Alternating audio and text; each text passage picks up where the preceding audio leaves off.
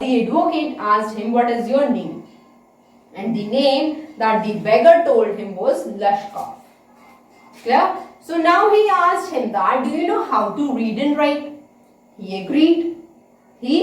On getting a positive response from the beggar, or we have the name of the beggar, that is Lashkov, he handed him a letter and he said that, take this letter to my friend and he will assign you a job. You have to do that job. So he took that letter from him and he left.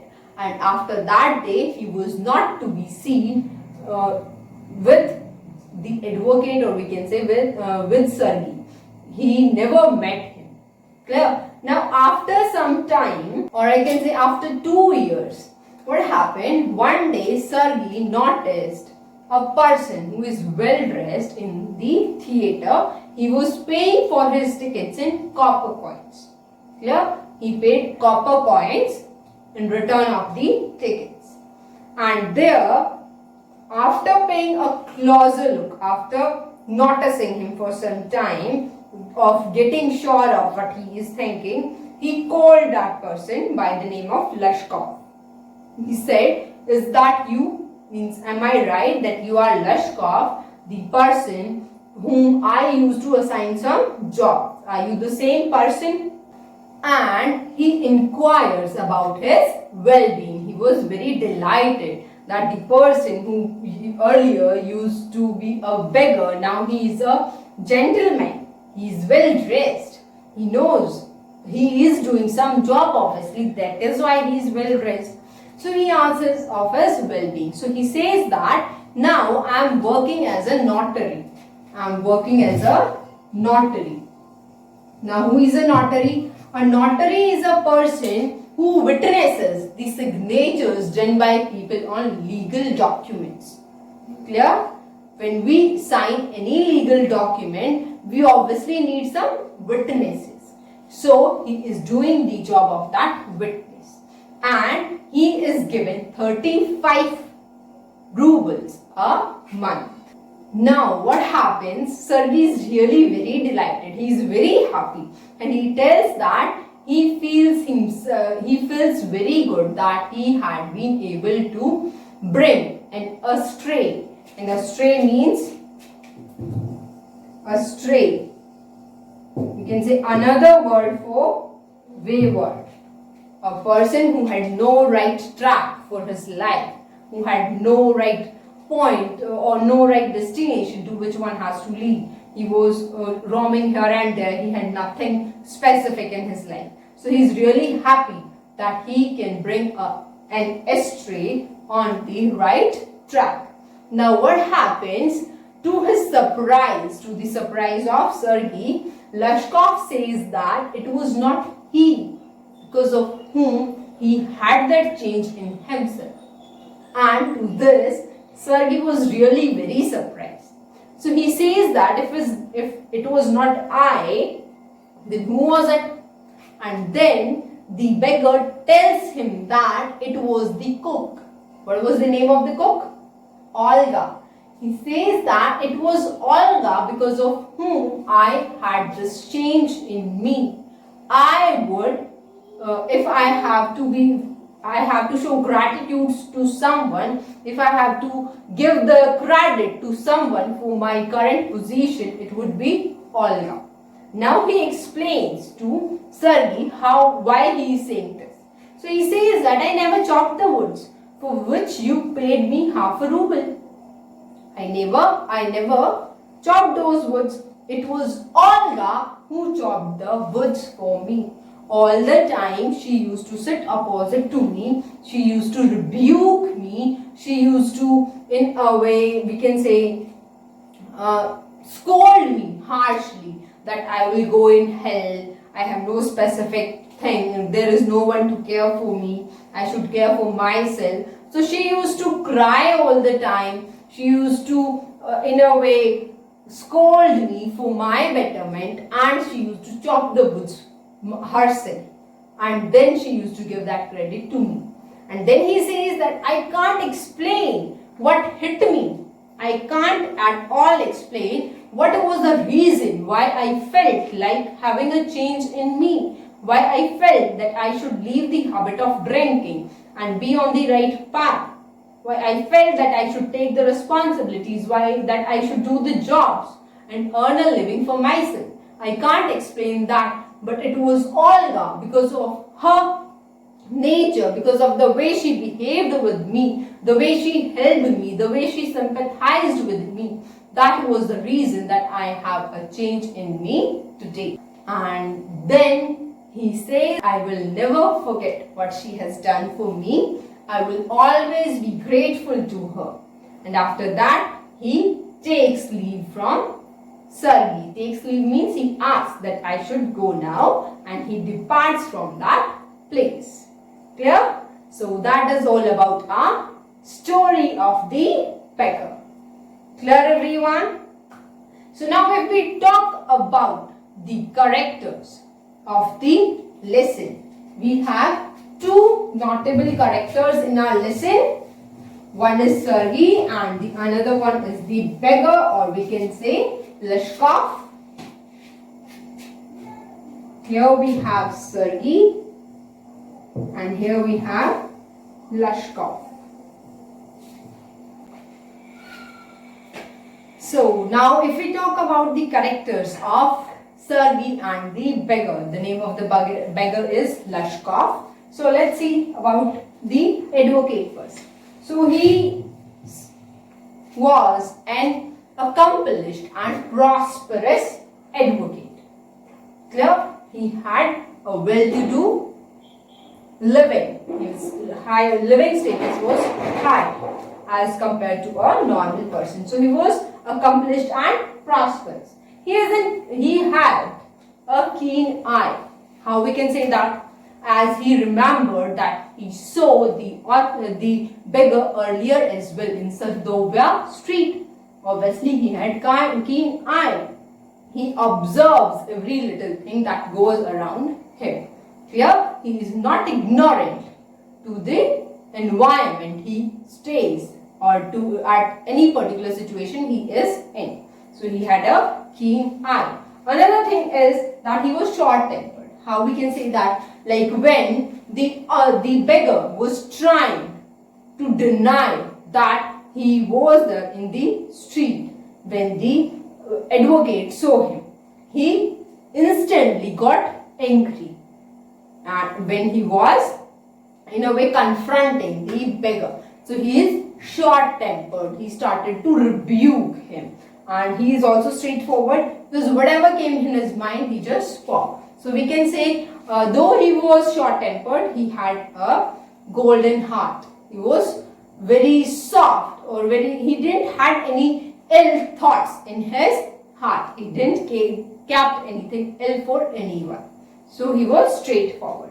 Another thing is supportive. How we can say he was supportive? Because every time the beggar Lashkov came to ask for a job from him, he always provided him with the job, and finally he sent him to his friend for a better job where he can work regularly and not on some particular occasions only.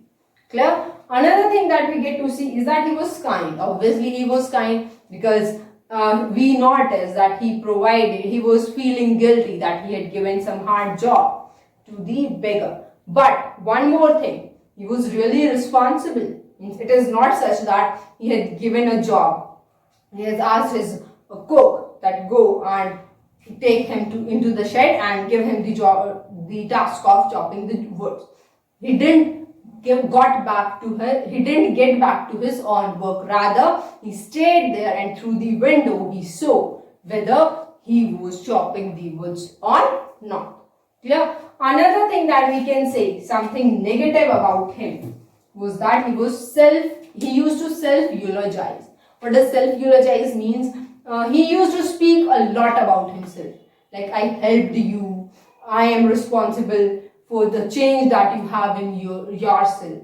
So this was something that had a negative impact or something negative about his character. He used to self-eulogize the works done by him in a way to get credit, in a way to remind other person that yes, remember this, that I am responsible for your better situation.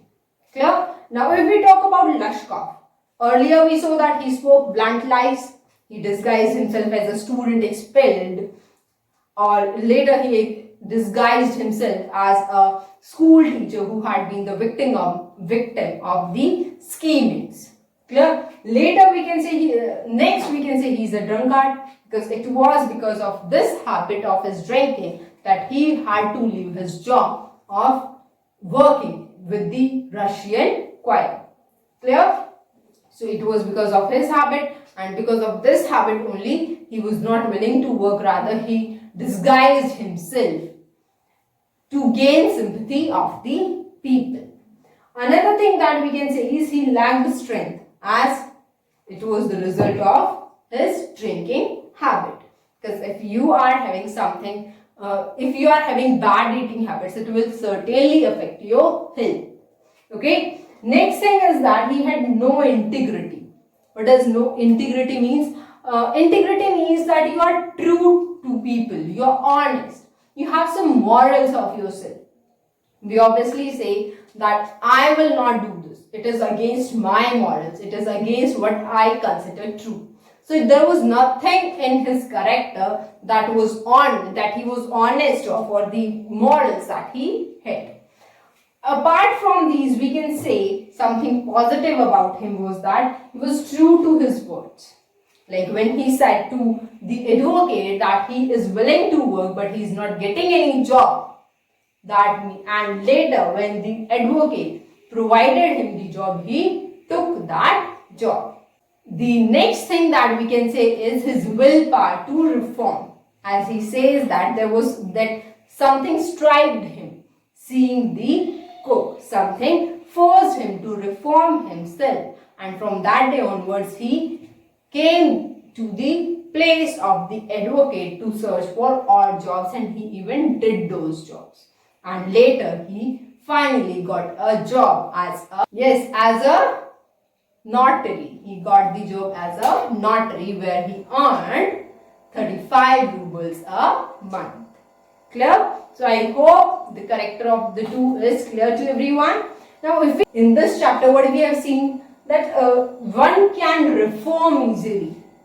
It is not that hard to reform, but provided what must be there, that there is someone to guide that person.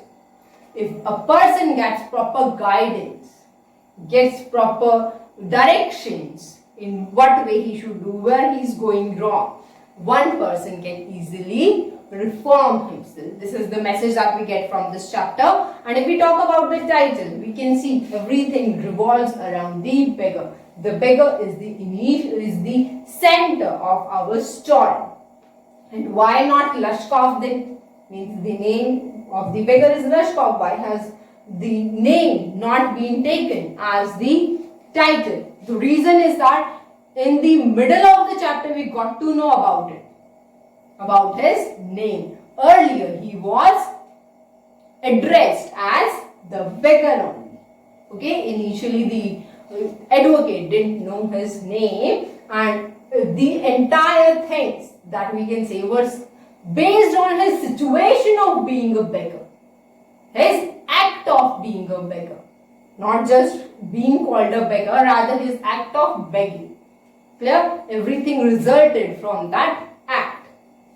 Because had the beggar not gone before the advocate, and if he didn't had that keen eye, he would not have recognized him, that you are the same beggar who was begging that day also. Clear? And if this would not have happened, our story would not lead anywhere. His act would not change. There would not be any high point in his life after which he would reform himself. Clear, everyone? So you can also make the theme out of it. We can say two major themes are there. One is the transformation of a person. Clear? How a person gets transformed when there is obviously something. When someone is transformed, there is obviously a thing that strikes in the mind, however little it may be. But if there is something that strikes your mind once, after that you decide to reform, and your willpower to reform at that particular time is so high that nothing can stop you. Clear? Like we can say in the case of the beggar. The second thing that we can say is gratitude, as in the end the beggar told Sergei that it was not you because of whom the transformation came into me. Though you helped me, I am thankful for that. But the main reason of my transformation is the cook, and I will never forget her. I will always I will always credit her for the transformation in me. This was the feeling of gratitude that the beggar had in him, which is obviously a positive trait. Clear, everyone? So here we are done with our entire syllabus. I hope you have understood the story, and you will easily deal with the exercise of this chapter. And in the next class, we will be starting our revision of our essay 1. So all the best, as you have completed your syllabus. So you will have to make your own timetable, based on which you will obviously revise your essay 1. Clear? So that was all from my side. See you in the next class. That will be our revision class. Till then, take care everyone. Thank you.